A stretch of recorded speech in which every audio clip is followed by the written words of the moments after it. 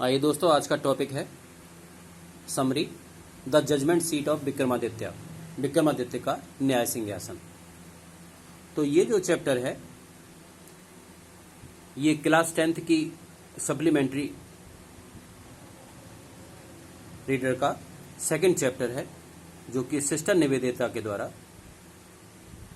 लिखा गया है। तो ये चैप्टर एक ऐतिहासिक चैप्टर है, क्योंकि विक्रमादित्य का नाम हम में से कौन नहीं जानता, सभी लोग जानते हैं, सब परिचित हैं इस नाम से। क्योंकि हमारे देश में इतिहास में उनका जो काल था, उनका समय जो था, वो बहुत अधिक प्रसिद्ध है। और विक्रम संवत जो है उन्हीं के नाम से आरंभ होता है। और उनका नाम जो प्रसिद्ध है वो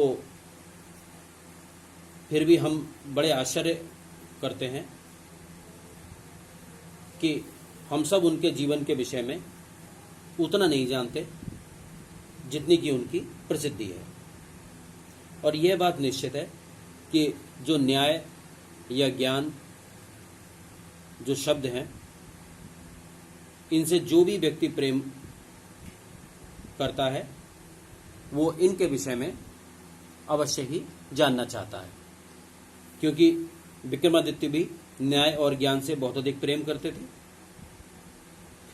और अपने शासनकाल में इन्होंने अपनी प्रजा को पूर्ण रूप से न्याय भी प्रदान किया। इनके दरबार में बहुत से विद्वान रहा करते थे और विक्रमादित्य के बारे में यह भी माना जाता है कि यह इतिहास के सबसे अधिक न्यायप्रिय शासक थे। विक्रमादित्य एक ऐसे शासक थे जिन्हें कभी कोई धोखा नहीं दे सका और उन्होंने कभी किसी निर्दोष व्यक्ति को दंडित भी नहीं किया। जब भी कभी अपराधी उनके सामने आते थे तो वो कांपते थे, क्योंकि वो जानते थे कि विक्रमादित्य की आंखें उनके अपराध को पहचान जाएंगी। जो भी व्यक्ति उनके सामने अपनी गंभीर से गंभीर समस्याएं लेकर के आते थे तो वो सदैव उनके सामने से संतुष्ट होकर के ही जाया करते थे। इसलिए भारत में जब भी कभी किसी न्यायकर्ता अर्थात जो जज होते हैं वो जब बुद्धिमानी का निर्णय देते हैं तब उनके विषय में ये कहा जाता है कि ये व्यक्ति, यह जज विक्रमादित्य के न्याय सिंहासन पर अवश्य ही बैठा हुआ है। अब जहाँ तक न्याय सिंहासन की बात है विक्रमादित्य के, उसको किसी ने नहीं देखा, क्योंकि यह जो सिंहासन है वो अब संसार में नहीं है। और इस कहानी में यह बताया गया है कि जो उनका न्याय सिंहासन था किस प्रकार से इस संसार से अदृश्य हुआ। जब विक्रमादित्य की मृत्यु हो गई तो उसके बाद जब उज्जैन के लोग थे, कुछ समय के बाद उन्हें पूरी तरीके से भूल गए। उनका राजमहल नष्ट हो गया, उनका किला भी नष्ट हो गया और जो खंडहर थे उनके ढेर, वो उन पर धूल, घास और वृक्ष उन पर उगाए, धूल चढ़ गई उन पर और वो एक प्रकार से जानवरों के चराने के, जहाँ पर चराया जाता है जानवरों को, जो चरागाह होता है, उसके रूप में वो परिवर्तित हो गए। गांव के लोग अपनी गाय और जो जानवर उनके घर में हुआ करते थे उनको लेकर के वो उस चरागाह में आया करते थे। और प्रातःकाल के समय जो चरवाहे बालक थे उनकी देखरेख में पशु उस चरागाह में जाते थे और देर शाम को लौटा करते थे।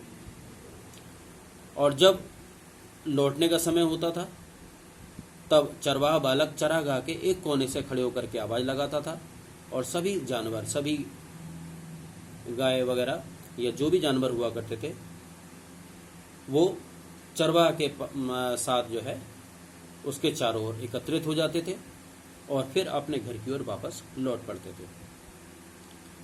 तो उज्जैन के आसपास के जो गांव थे और उन वहाँ के जो चरवाहे बालक थे उनका जीवन इसी प्रकार से बीत रहा था।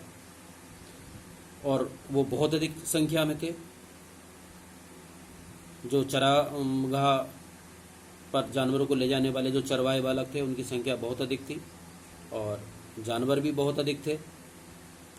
तो जब चरागाह लड़के जो थे अपने जानवरों को लेकर के चरागाह में आते थे तो वो उनके पास बहुत समय ऐसा होता था कि वो समय खेलने कूदने में ही वो बिताया करते थे। तब उन्हें एक दिन एक स्थान मिला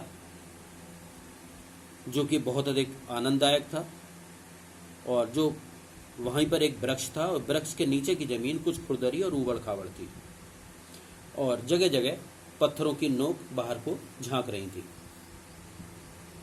और बीच में एक हरा टीला था जो कि किसी न्यायकर्ता के सिंहासन की तरह से प्रतीत होता था। एक बालक उन्हीं चरागाहों में था। उसने कुछ मन में सोचा, उस टीले पर बैठ गया और उसने सभी बालकों से कहा कि बालकों, मैं कहता हूं कि मैं जज बनूंगा और तुम सब मेरे सामने अपने अपने मुकदमे ला सकते हो। तुम जो भी मुकदमे लाओगे उनका मैं निर्णय करूंगा। तब उसने अपना चेहरा सीधा कर लिया और न्यायकर्ता का कार्य करने के लिए वो बहुत अधिक गंभीर हो गया। जो दूसरे लड़के थे उन्होंने इसको मजाक समझा और आपस में कानाफूसी करके, जैसा कि बालक खेल खेल में करते हैं, उन्होंने आपस में एक झगड़ा उत्पन्न किया और उसके सामने उपस्थित हो गए। तब वो दोनों पार्टी अपना पक्ष प्रस्तुत करती थी किसी खेत के विषय में कि यह खेत उसका है, दूसरा कहता था यह खेत उसका नहीं, उसका है। इस प्रकार से खेल खेल में बहुत से मुकदमे वो पैदा करते थे और फिर वो उस लड़के से जो कि टीले पर बैठा होता था उससे चाहते थे कि वो उसके झगड़ों का निपटारा करे। किंतु तभी एक अचानक ही एक विचित्र बात का एक अनुभव हुआ कि टीले पर जो बैठने से पहले जो लड़का एकदम साधारण दिखाई पड़ता था वह बिल्कुल अलग दिखाई पड़ने लगा था। जब वो टीले पर बैठ गया बहुत शांत हो जाता था वो और गंभीर हो जाता था और उसके बात करने का ढंग बहुत अधिक विचित्र हो जाता था और एक प्रकार से प्रभावपूर्ण हो जाता था। इस प्रकार से हो जाता था कि सभी जो नीचे खड़े हुए बच्चे होते थे वो सब भयभीत हो जाते थे। फिर भी वो सब इसको मजाकी समझते थे और उन्होंने फिर उनके सामने वो मुकदमे रखते थे और वो लड़का उनके मुकदमों का निर्णय देता था। कई घंटों तक ऐसा होता रहता और लड़का न्यायकर्ता के आसन पर बैठा हुआ जो भी मुकदमे होते थे उनको सुनता था और पूरी गंभीरता के साथ उनका निर्णय करता था। और यह सब चलता रहा और यह कार्य जब प्रतिदिन होता था तो ये तब तक वो ऐसा करते थे जब तक कि घर लौटने का समय न हो जाता था और अंत में शाम के समय वो लड़का अपने स्थान से कूदता था और नीचे आ जाता था और अन्य चरवाहों की तरह ही बिल्कुल सामान्य सा दिखाई पड़ता था। अब ये जो घटना थी इसके बाद से जो चरवाहा बालक था बहुत अधिक प्रसिद्ध हो गया और उसके बाद सभी जो गंभीर झगड़े थे वहाँ के गांव के या आसपास के जो गांव थे वहाँ के, उन सब के विवाद उसके सामने लाए जाते थे और हमेशा वही घटना घटित होती थी जैसा कि वो चरावाहे जो लड़के थे उनके साथ में किया करता था। क्योंकि ज्ञान और न्याय की आत्मा उसके अंदर आ जाती थी और पूरी वो गंभीरता के साथ उनका न्याय करता था और फिर जब अपनी सीट से उतर जाता था तो फिर वो फिर से एक साधारण बालक ही दिखाई पड़ता था। अब धीरे धीरे यह समाचार सारे ग्रामीण क्षेत्रों में फैल गया।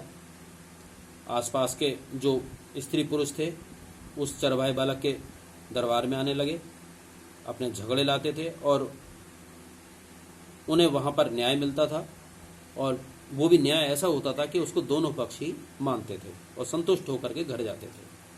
अब जो उस क्षेत्र का राजा था वो उज्जैन से बहुत दूर रहा करता था। जब उसने ये कहानी सुनी तो उसने कहा कि निश्चय ये लड़का विक्रमादित्य के न्याय सिंहासन पर बैठता होगा। राजा का यह जो अनुमान था वो बिल्कुल ठीक था, क्योंकि चरागाह के खंडर जो था किस समय विक्रमादित्य का ही महल था। उसने ये सोचा कि यदि केवल टीले पर बैठने से चरवाहा बालक को बुद्धिमानी और न्याय प्राप्त हो जाता है, तो हमें इसकी गहरी खुदाई करवानी चाहिए, और जो न्याय सिंहासन इसके नीचे दबा हुआ उसे निकालना चाहिए। फिर मैं भी उस पर बैठूंगा और जो अपनी जनता के सभी मामले हैं, सभी मुकदमे हैं, उनको सुनूंगा और न्याय करूंगा, क्योंकि उस समय विक्रमादित्य की आत्मा मेरे शरीर में आ जाएगी। तो अब राजा ने फावड़े और कुदालों से वह टीला खुदवाया जहां बालक खेला करते थे, और वो जो लड़का जो न्याय करता वहां बनता था वो बहुत अधिक दुखी हुआ। उसने ऐसा अनुभव किया कि उसकी कोई बहुत अधिक प्रिय वस्तु उससे छीनी जा रही है। अंत में वहां जो खुदाई में वो वस्तु मिली, उन्होंने उस पर से जब वो मिट्टी हटाई तो उन्हें काले रंग के संगमरमर का एक शिलाखंड मिला, जो पत्थर के बने हुए 25 देवदूतों के हाथों और पंखों पर टिका हुआ था।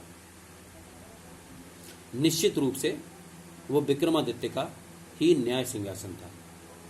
बहुत अधिक खुशी के साथ उसको नगर में लाया गया, और जो न्यायालय था उसके विशाल भवन में उसे रख दिया गया। फिर राजा ने अपनी प्रजा को आज्ञा दी कि 3 दिन तक पूजा अर्चना की जाएगी, उपवास रखे जाएंगे, और फिर घोषणा उसने की कि चौथे दिन जनता के समक्ष वो सिंहासन पर बैठेंगे। अंत में वो शुभ दिन भी आ गया,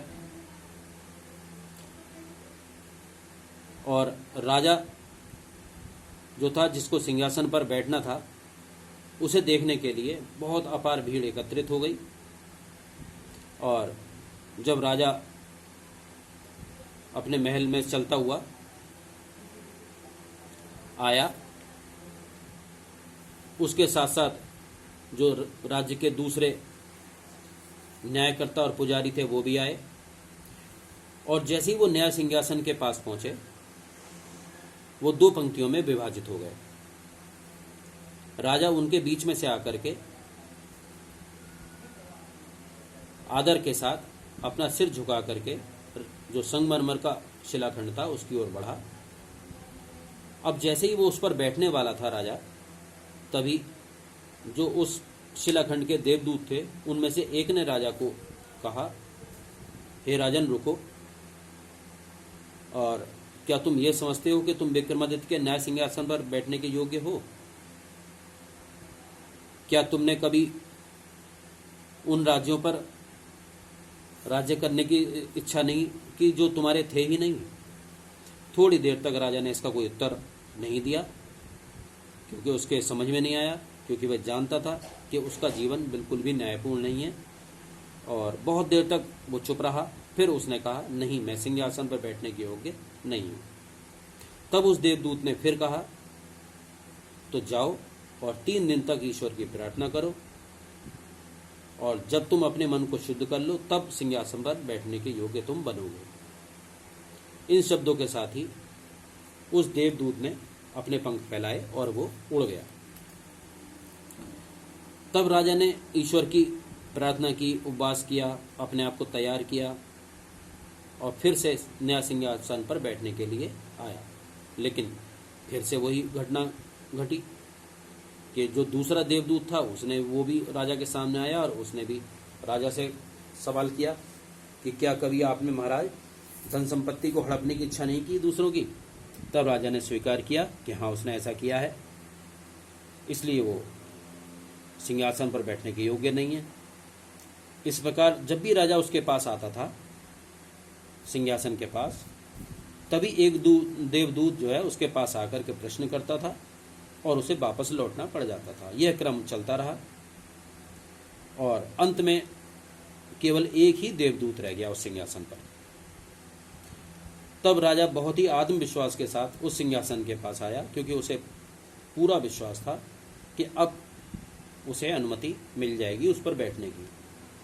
लेकिन जैसे ही वो सिंहासन के पास पहुंचा, उस अंतिम देवदूत ने कहा, हे राजन, क्या तुम्हारा हृदय पूर्ण रूप से पवित्र है? क्या तुम्हारा हृदय इतना पवित्र है जैसा कि एक बालक होता है, बालक के समान क्या तुम्हारा हृदय पवित्र है? यदि ऐसा है तो तुम सिंहासन पर बैठने के अधिकारी हो। तब राजा ने धीरे से कहा, नहीं, मैं इस योग्य नहीं हूं। और इन शब्दों के साथ ही देवदूत आकाश की ओर उड़ गया और अपने सिर पर वो जो सिंहासन था विक्रमादित्य का, उसको ही ले गया। और इस घटना के बाद से विक्रमादित्य का जो न्याय सिंहासन था, जो पृथ्वी पर था, वो सदा के लिए ओझल हो गया। तो ये कहानी थी कि विक्रमादित्य का न्याय सिंहासन इस धरती से किस प्रकार से ओझल हुआ। तो इसे समझ करके निश्चित रूप से जो भी इसके चॉइस क्वेश्चंस, ट्रू फॉल्स या शॉर्ट क्वेश्चंस जो भी हैं, उनका हम आसानी से आंसर लिख सकते हैं।